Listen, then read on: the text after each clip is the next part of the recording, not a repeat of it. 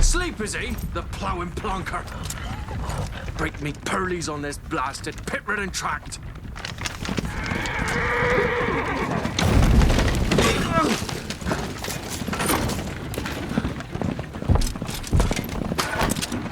Where's fear not to Iroh? Aye, the devil's out there! Just running from!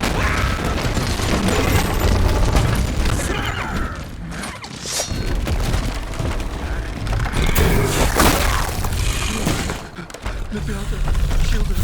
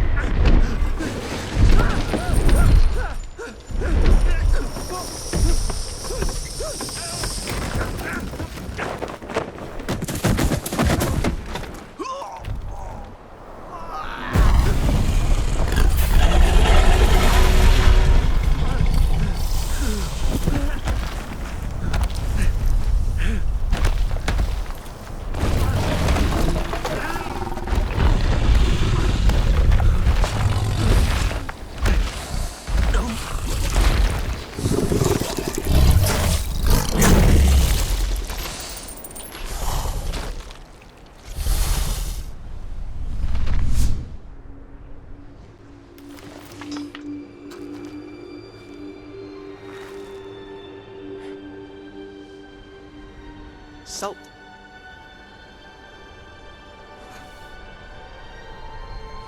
Almost had me fooled, Fruin.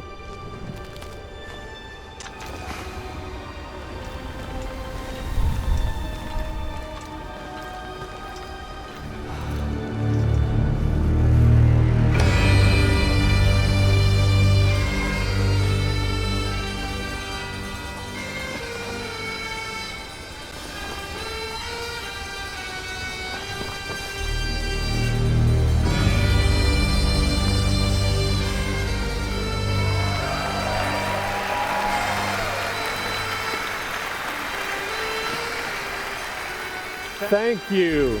Thank you, everyone, and welcome to the State of Unreal at Unreal Fest Orlando. We're here to show you what's next with Unreal Engine and so much more. We are thrilled that you're able to join us. Thank you. But first things first, I'm here with Sebastian and Kitek from CD Projekt Red. We have a lot to talk about. Hey, guys. Hey. Thank you, Wyatt. Thank you, Wyatt, and hello, everyone. With The Witcher 4, we're stepping things up. And to do that, we needed the right partner, one that truly understands that great open-world games are all about art and technology coming together. Yeah, and look, our goals are completely aligned here. And around the launch of UE5, your awesome team at CD Projekt Red announced a collaboration to make open-world development in Unreal even better. And it's an opportunity, we just couldn't pass it up. So we've been working on a technical demo together to achieve just that. I think we should take a look at it. You guys ready? Born ready. Kitek is going to play the build for us. Sure, let's do it.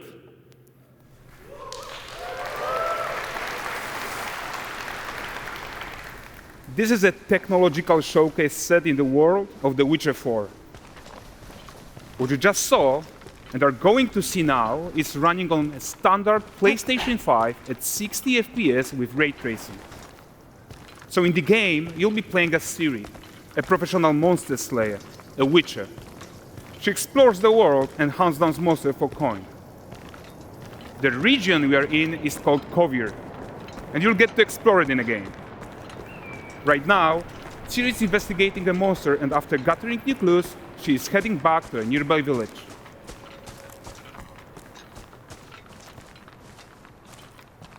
All right, everyone, Meet Kelpie. Let weeds be weeds, Kelpie. So just like Geralt and Roach, Ciri has her own loyal companion. We return to town. These two characters need to feel like one. Since you're gonna explore the world on horseback, riding needs to feel seamless, natural, and just fun. Yeah, and to support that, we're introducing multi-character motion matching in Unreal. So Ciri and Kelpie, they're perfectly synchronized when mounting from any angle and speed. And we also support root motion movement on Kelpie, so controlling her feels realistic and grounded.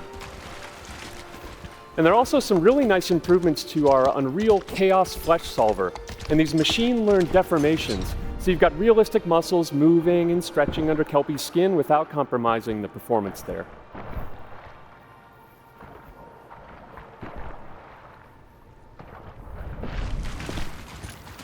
So let's leave Ciri behind for a second and talk about the world itself. So much of the Witcher world is natural, organic, especially Kovir with its dense forest and wild nature. Yeah, and wild nature is hard. And with Nanite geometry, we've freed artists from so many of their old constraints. But we don't want to rest until everything we do in Unreal has that same spirit of freedom. There's always more work to do. And foliage is a huge piece of that puzzle. So we are excited to introduce Nanite foliage. And in order to achieve gorgeous foliage density everywhere, while still being memory efficient, fast to render, we believe that a new idea was needed. So instead of the same card approach we've been using for the past 20 years, artists should be free to take a nanite approach to foliage, modeling every single leaf and pine needle. And the old LOD tricks of the past, they needed a complete rethink. And in their place, it's a new adaptive voxel representation in Nanite. It's volumetric, it's fully 3D, it is super fast to render.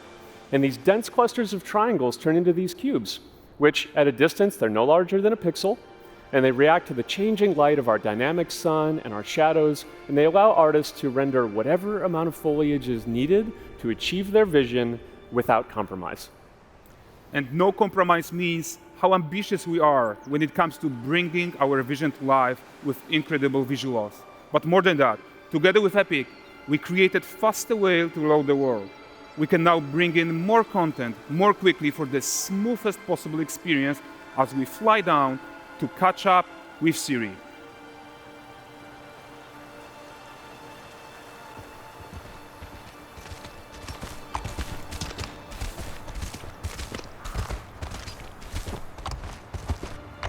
Welcome to Valdrest.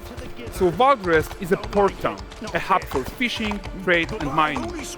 It's one of those places where you can meet shady characters or overhear gossip from other lands. It's also where Ciri took on her current contract. High-tech, let's leave Kelpie here and explore the marketplace and food. I'm so excited we can finally show you some of this stuff. Let's see what Valdrest has to offer. Not her again. Not even at the Land Exeter Fair! Now, 9 gazes while I present him with a fish. For the furry rascal will often wink, and the fair's weight grants good fortune.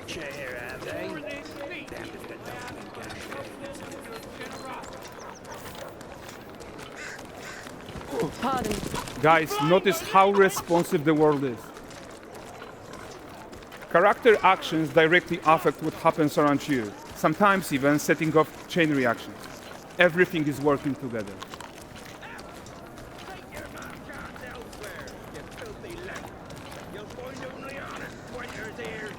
Oh, look at this poor gentleman being taught how to fly by an angry innkeeper. That's what happens when you cheat at Gwent. Last of it, is it? Ready to aim. Jingling in the purse.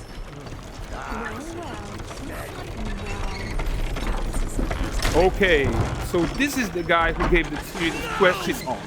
Like you probably suspect, he has his own agenda in all of this. You're off your tits again, Wilfred. Get your ass up.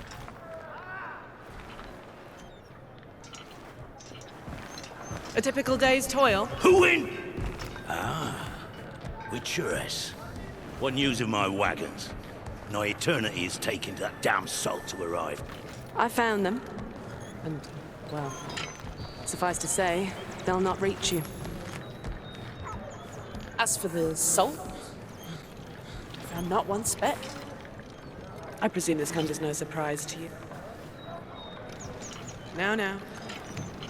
Kavir's smuggling trade is of no concern to me. Shush, shush, shush. The manticore that flattened your cart and devoured your men? Quite the opposite. Manticore? No, them winged hellspawn dwell in the arse end of Creighton. Not here.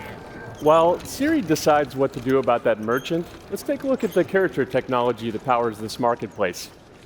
Why don't we listen in on these fishmongers? They're selling their wares, chatting up customers. Morning, catch this is. Won't find none fresher. Rugged me ladies after one of them. Course. Get this cleaned and gutted for you. You mind, dearest? Interesting, something more. Got mackerel, cod, all Braxton's finest. And there is tons of tech at play here, even in this simple market stall. Metahuman tools, improved Unreal smart objects, chaos cloth, and more. Yeah, and all of this exists to make sure that the gap in quality between Siri and NPCs is as small as possible. Yeah, and closing that gap, it's not just about fidelity, right, but also authenticity. They should react to changes in the world around them. But the prisoner in Pillory isn't exciting enough for Valdrest. Let's grab everyone's attention with a circus.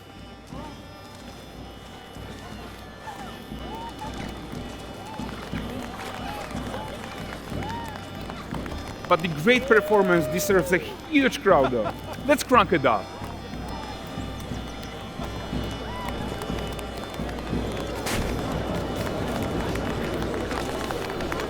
So you are seeing tons of optimizations here to many of Unreal systems, including an entirely new Unreal animation framework, allowing us to fit easily in our 60 FPS budget, not just in rendering, but also with room to spare on the game thread.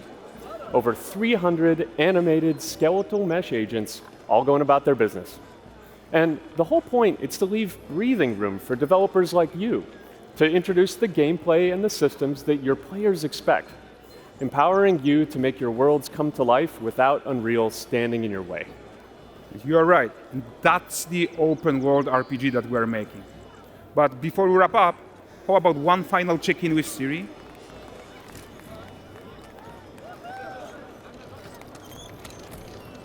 We are making this game to be the most immersive and ambitious open world Witcher game ever.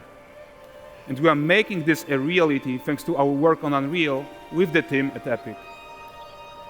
I think what we are doing together is going to bring in a new generation of open world RPGs, and I'm so proud of what we accomplished so far. We are too.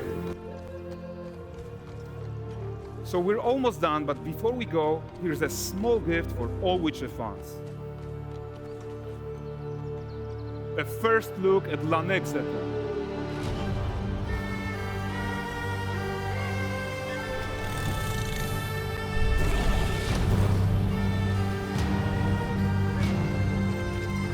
Onward, Kelpie. With what?